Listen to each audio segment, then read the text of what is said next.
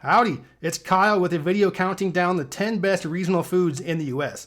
One of the first things you're going to think about when you think about a various place is going to be some of the foods that is unique to that place. So almost every part of the country has a signature dish that kind of defines the cuisine of that region. And I've been fortunate enough to travel throughout the entire country. I've eaten so many different types of regional foods.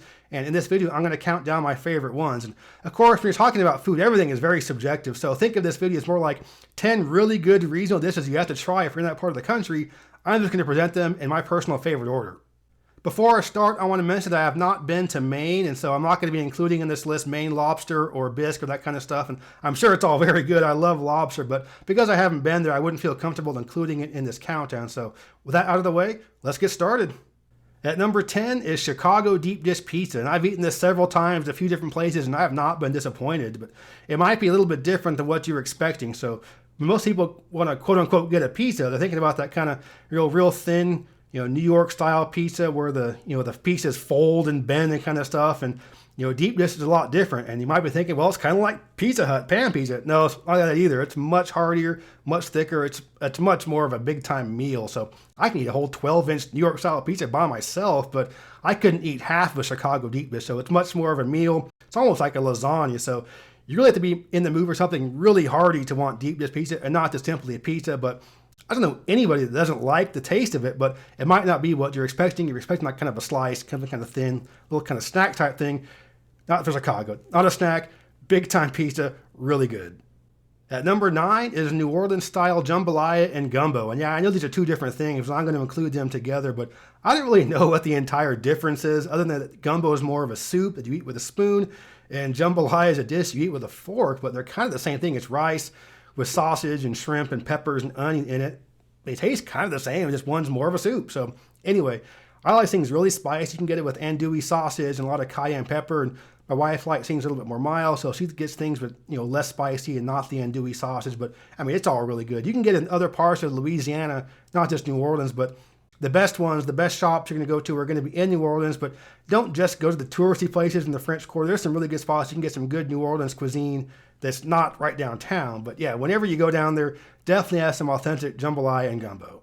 At number 8 is Maryland crab cakes. And if you've ever seen these things, they might look kind of gross, and they are kind of gross if you see them making it. It's like real slimy patties, all kinds of squishy stuff that goes into it. But I mean, the finished product is really good. So I've had them a lot of different ways, different fillings, sauces and spices type thing, and it's all really good. And I've made it myself at home, and it's pretty gross. You're getting your hands all in there. It's getting pretty disgusting, but the finished product is really good. So if you're going to be in Maryland, make sure you definitely have some of these crab cakes. They also have soft shell crab. I'm not really big on soft shell crab. To me, it's something that's very wrong with a crab with a soft shell, but the crab cakes are really good. So if you're going to be in that part of the country, make sure you try some really good authentic crab cakes. At number 7 is Texas beef brisket, and I'm sure you'll be surprised to learn that Texas does beef well and that they barbecue it well. So that stuff is really good. I know in the eastern part of Texas, it's more influenced by the southeast. The brisket will often have sauce on it, but from what I understand, real Texas brisket is sauceless. It's just relying on the cooking and the seasoning itself, and it's really good, really tender, not dry at all. It's pretty similar to the barbecue I grew up eating in California. Of course, in California, barbecue is a verb. In the South, it's a noun. So in California, you barbecue steaks, and if you're going to get barbecue, you're going to get tri-tip. And it's pretty similar to the beef brisket in Texas, but Texas does it a lot better. So I'm not going to be including the tri-tip in California on this list, but if you're familiar with it, it's similar type thing you get in Texas, but better. So yeah, Texas beef brisket. If you're going to go down to Texas, obviously eat some dead cow while you're there, and the brisket is the best way to do it. At number 6 are Philadelphia cheesesteaks. And I was just in Philadelphia about a month ago. My brother and I went down to the intersection where it's Geno's and Pat's across the street from each other.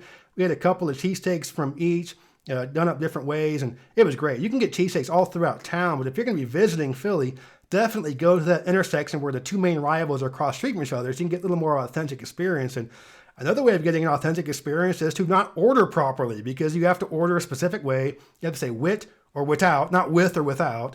And so I was like, I don't want to get chewed out by some Philadelphia Guidos, so I'm going to order properly. So you're at a counter, you walk up to it, I ordered, I step back, and then they come out really fast. And the guy at the counter's like, hey, what are you doing? You pay for your sandwich, take it. What's wrong with you? I started laughing. I thought it was great. I was like, I got the authentic Philadelphia rude treatment. It's great. When you go to Philly, you want to get that treatment. You want to be treated rudely because it's the authentic experience. So if you go to Philly, get a cheesesteak, order it wrong on purpose, you can get that really good authentic treatment. But either way, have a cheesesteak. They're fantastic.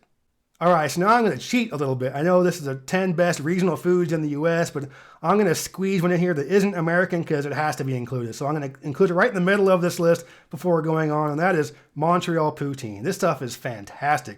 I was in Montreal a couple years ago for about a week, and I ate it every single day I was there at different places. It was good every single time. And essentially what it is just French fries with gravy and cheese curds on it. And yeah, it's every bit as healthy as it sounds. And you can get all kinds of stuff dumped on it. So there's a place called Poutineville. It's kind of like a small chain. And you get this list, one size in French, one size in English. You just make check marks and all the stuff you want added to it. You can make it the most ridiculous thing ever. I got mine with an egg and duck confit. I mean, fries, gravy, cheese curds, egg, and duck confit. Yeah, it is unbelievably amazing. It's horrible for you, but it is so good.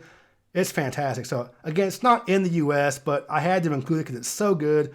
And Montreal really isn't that far for a lot of people that live in northeastern U.S. So if you're up in Quebec, Montreal specifically, have some poutine. It is absolutely wonderful.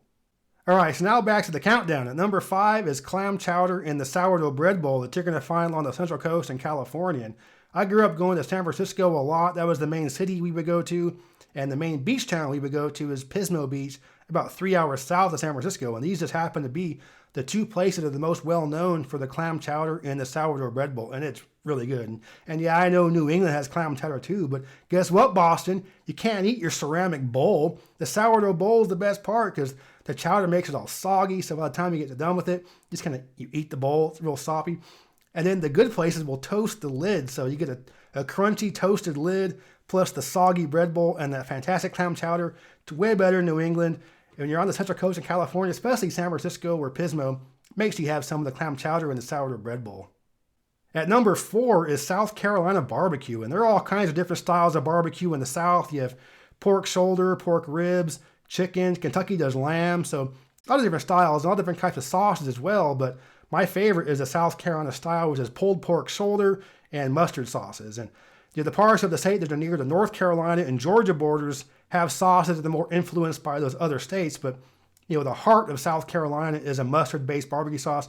It's really good. And I lived in South Carolina for a few years, and my wife is from there. But I assure you, I'm not putting it this high because of any kind of bias. I just really like mustard and the mustard sauces and stuff. And a lot of times you're going to get it at a big buffet. It's like a long cafeteria-style table with benches, and you just elbow to elbow with random people. You're going back to get more food. And of course, people in South Carolina are not skinny, but I guess you have an excuse if you have all this great barbecue at these buffets, and they're usually kind of out in the country. You don't have too many of them that are in Columbia or Charleston or Greenville, but once you get out to the sticks, you have these giant barbecue buffets. So if you're going there, check out one of these. They're really good. My personal favorite is called Sweatman's, about a half an hour northwest of Charleston, but there's all kinds of good ones in the States. So if you've never had South Carolina style barbecue, it is a little bit different than the other states, and the mustard sauce is very unique, really good. My favorite barbecue style in the South. That's why I have it ranked number 4.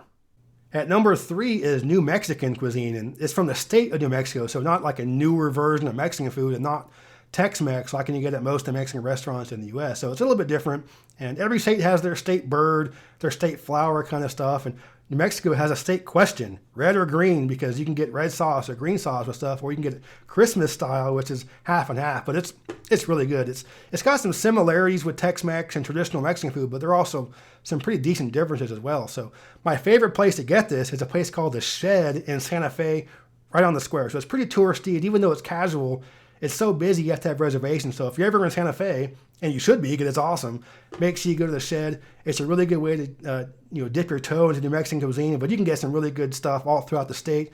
And what makes it a little bit different is it's influenced by the Navajo. So it isn't just Spanish and Mexican influences. You also have that Native American influence that makes it a little bit different, very unique. So if you're in New Mexico, definitely try out some of this cuisine. It's quite a bit different than what you're going to expect from Tex-Mex or traditional Mexican. At number 2 are Kansas City ribs, and you can get ribs all throughout the country. I live in Tennessee, and Memphis is pretty well known for its ribs, and those are pork ribs, usually with a dry rub, and they're very good, but they're not Kansas City, man. So these are the giant beef ribs, Really slow cooked, a little bit of a glaze and a little bit of char on it. They're just so good. You can get them dry or with like a sweet sauce or smoky sauce, depending on where you go. If you're going to be visiting Kansas City, go to a place called Arthur Bryant's. It's the most well-known kind of traditional one in the historic Jazz District, but you can get good ribs all throughout the city. Whatever I'm driving through Kansas City, I'll find a reason to stop and eat ribs, even if I'm not hungry. So I go to a place called Gates a lot. It's kind of a small chain. It's really good sauces. So, I mean, you can get good ribs all throughout the country, but the best ones are in Kansas City.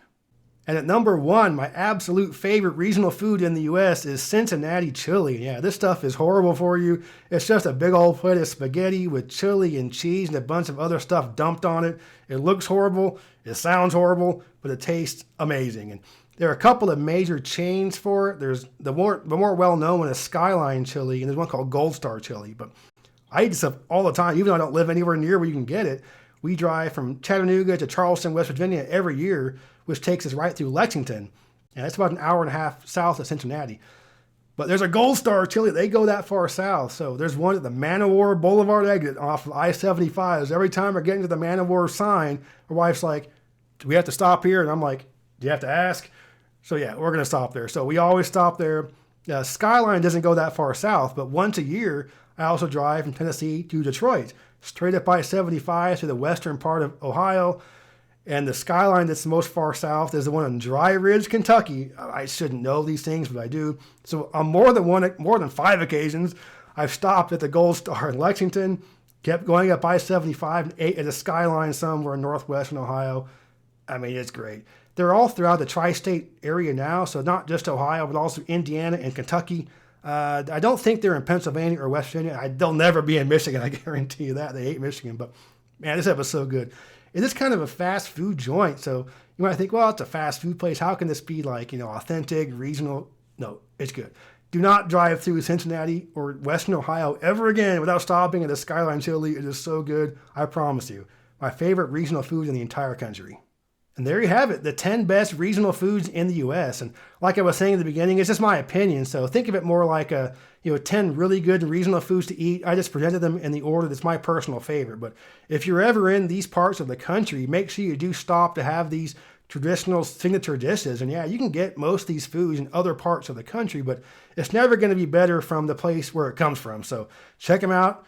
Don't skip these places. You're going to love every single one of them, unless you're a vegetarian.